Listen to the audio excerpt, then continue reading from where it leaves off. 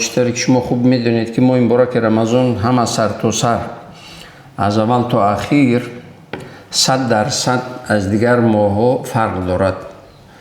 حالا ببینید هر نیکی که در بیرون ماه مبارک رمضان از 1 تا 10 اجر داشته باشد، در ماه مبارک رمضان از 10 شروع می شود تا 800 اجر، یعنی چند صد برابر این فضیلت و برتری. ماه مبارک رمضان ماه نزول قرآن است و هر جایی که قرآن باشد در اونجا تمام خیر و برکتی پروردگاری هست. چرا هر جای قرآن باشد در اونجا خیر و برکتی الله سبحانه و تعالی هست؟ به خاطری که این قرآن کلام پروردگار است، یگانه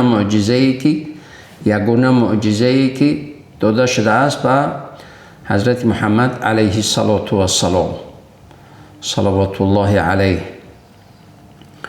حالا از بس که این یک معجزه بزرگی پروردگاری به حبیبش حضرت محمد علیه السلام که هست، برای همین هر جایی که قرآن باشد خیر و برکت هست. حالا شرافت و بزرگی و کرامت این ماه مبارک رمضان هم که یکی از این چی هست؟ یعنی نزول قرآن است. نزول قرآن که در همین شب قدر ابتدای شروع شدگی که هست. به خاطر همین ببینید حالا پروردگار میگوید که استعد بالله لیلة القدر خیر من 1000 شهر. حالا قبل از یعنی از آغاز سوره، حالا در جای دیگر میگوید که این انزلناه فی لیلة مبارک، ما این قرآن را در شب مبارک نازل کردیم. پس ما داریم تفسیر قرآن با قرآن، یعنی قرآن رو تفسیر میکند. در آیه یک مسئله میآید، بعد در سوره دیگری بود در آیه دیگری اون آیه پیشینه سابقه رو شرح و تفصیل میدهد. حالا در اینجا میگه اون شب مبارک، میگه ما در شب مبارک این قرآن را نازل کردیم. پس تفسیر اون آیت این سوره مبارکه است. بسم الله الرحمن الرحیم ان انزلناه فی لیلة القدر. حالا اون شب مبارک کدوم شب بوده است؟ شب قدر.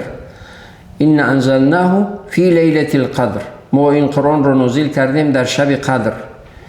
و ما ادراک ما لیلة القدر، آیا میدونید چی عظمت و بزرگی و چی اجر و پاداش و چی خیر و برکتی دارد این شب قدر؟